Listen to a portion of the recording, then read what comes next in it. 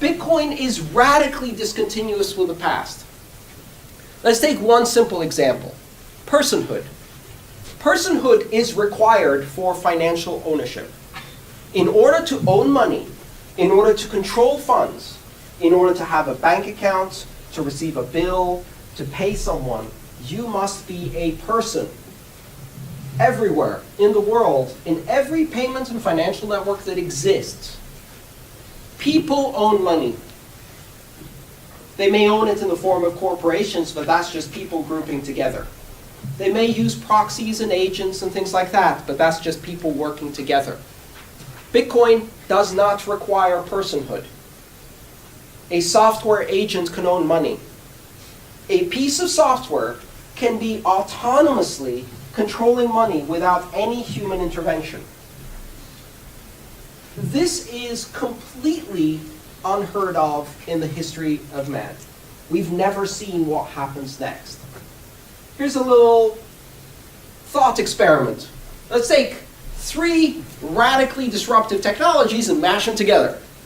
All right, who's heard of these? Bitcoin, yes. Uber, self-driving cars. What happens when you mash the 3 together?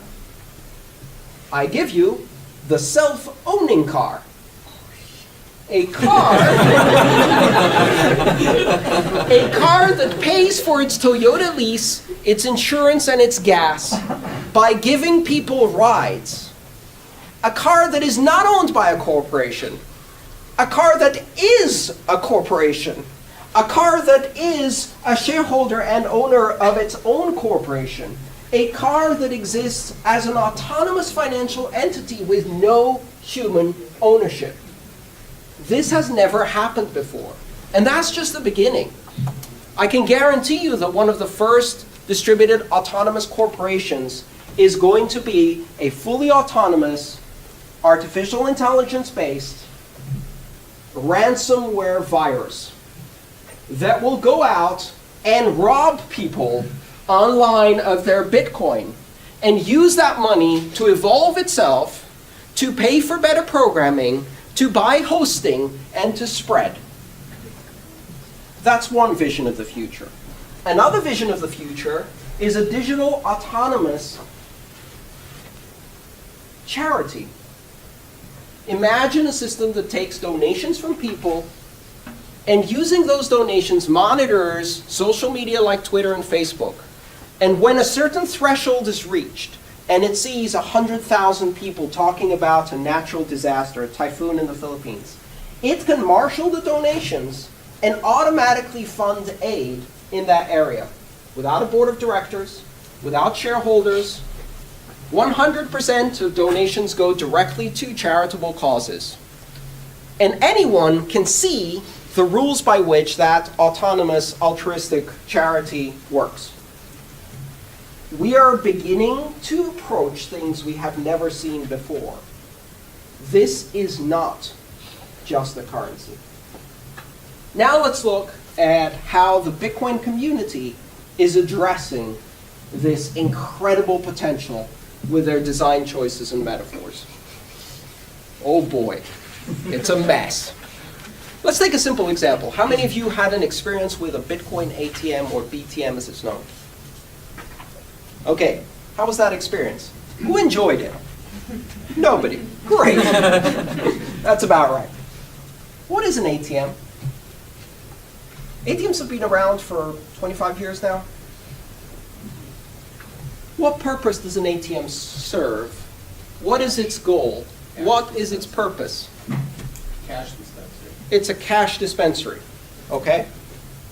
So when you interact as a person with an ATM, 1, you have a pre-existing relationship with the bank or financial institution. 2, you have a pre-existing balance. 3, your primary objective is to get in, get cash, get out. 20 seconds is too long. 3 clicks is too long. The most incredible innovation in ATMs in the last 25 years has been fast cash. That's it. They haven't really changed much. You press a button, now I can get cash in 1 click. Wow. 15 seconds, in and out. And why is this important? Because one of the primary uses of ATMs is at 1 o'clock in the afternoon, 100 people line up in front of 4 or 5 ATMs in the center of town and all try to take out $20 to buy lunch. Right? You see this all around the world. And so what is the purpose of ATM? For a bank, the purpose of ATM is reducing the overhead of having a human and reducing the interaction to the shortest possible time for someone who has a pre-existing relationship with that bank. What does that have in common with a Bitcoin ATM? Absolutely nothing. So now let's look at the experience of a Bitcoin ATM. The average user of a Bitcoin ATM is someone who has never seen Bitcoin before. It is a person who doesn't understand what Bitcoin is, and the ATM is their first introduction to this currency. It is a person who does not have a pre-existing relationship with anyone in the Bitcoin space. It is a person who does not currently have a wallet because they didn't know they needed one, because they don't know what a wallet is.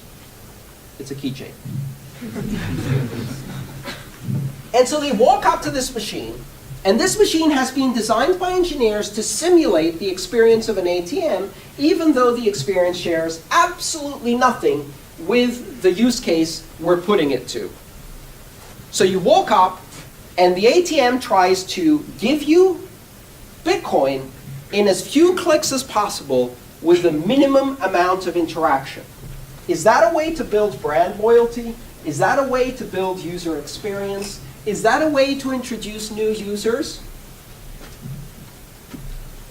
I mean, it just throws it at you. And you're not ready for that. It's like, please open your phone and display your QR code. Like, what? What? What's a QR code? I don't like, what, my phone does, okay, hang on a second. Let me go to Google Play and search for QR code. There's an app that scans them. Maybe I should use that one. Shouldn't use that one. Maybe I should use a Bitcoin wallet. Oh, there's 26 of them. Which one's the best? Well, I don't know. Oh, I'll use Circle. Oh, it requires a pre-existing relationship. Oops. I'll use Coinbase. Oh, it requires a pre-existing relationship. Oops.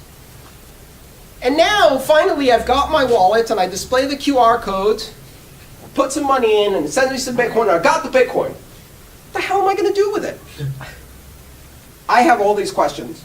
Who takes Bitcoin? Where can I spend this? How do I send it? How do I secure it? Will it get lost if I lose my phone? I have no clue. Why? Because this bloody infernal machine didn't tell me anything. It just threw the Bitcoin at me, and in 15 seconds, it's like, off to the next customer. So if I was designing a Bitcoin ATM, first of all, I'd put it in bodegas. Secondly, it wouldn't have a lick of English on it. It'd be all Spanish, because I'm going to really push the remittance model. Thirdly, the first function on the ATM would be send money to Mexico City. That's it. Because I want people to use the Bitcoin for something. Thirdly, I'd have a big button on the front that says, talk to a human. I've got an internet-connected device with a forward-facing camera and a tablet screen, and I'm not using it to do video customer service. Are you kidding me? Boom, Skype, a person. What the hell is Bitcoin? Where do I spend it? Oh, sir, I see you're in the bodega on 25th Avenue. There are 3 stores that take Bitcoin in your area. Let me show you a brief introductory video. Gather all the children in the store and we can all dance the little Bitcoin song. Let's watch another video. I don't want to interact for 15 seconds. I want to interact for 2 hours and get all of my friends to sit in front of the machine and watch the little Bitcoin videos and learn about Bitcoin, and it's got pretty colors, and it tells me where I can spend it, and it gives me suggestions on wallets, and it can send them directly to my phone, and it's building loyalty and brand and experience. That's not a 15-second interaction. You have the possibility of placing this device that is the first experience people will have with Bitcoin. You fucked it up from the get-go, and you have the opportunity to make this a deep, meaningful, educational experience. Here's another little clue. Get them young. Get them young. On average, around the world, the earliest age at which you can open a bank account is 16 years old. By the time that 16-year-old goes to the bank, I want them to have at least 6 years of active Bitcoin use in their experience. Because then when they face their first banker, they're going to be, oh my God, 3 to 5 days? Business days? What the hell is a business day? What do you mean you close at 5? I barely get off work at 5. What do you mean I have to pay for you to store my money? Okay, this grandpa crap, I'm not touching it with a 10-foot pole. I'm never doing banking in my life. This is ridiculous. Have you people even heard of Bitcoin? That's the experience I want. And guess what? 10-year-olds are opening Bitcoin accounts. Do you know why? Because they can go download the app on the internet and they can be in control of money for the first time. So, you need to have the birds and bees discussion, but you also need to have the private keys discussion. Because your 10-year-old is going to get in a whole heap of mess trolling around the Silk Road asking, Mommy, what's black tar heroin? Because I just ordered some, it looked like chocolate. 10-year-olds will have Bitcoin accounts. And for many young people, this is a huge generational divide. For many young people, Bitcoin will be their first economic experience. And by the time they get to a bank, they will be done with banking in advance. That's a huge advantage.